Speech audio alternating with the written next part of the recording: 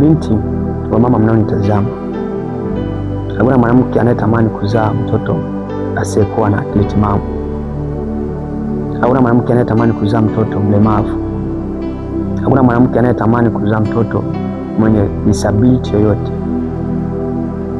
Hivyo nataka nikwambia kwamba unapoona mwanamke mwenzako amezaa mtoto ambaye ana disability ya namna yote, ninakuomba uwe ni mlezi mwema na uwe wa kwanza kumtia faraja, kwa sababu inauma sana.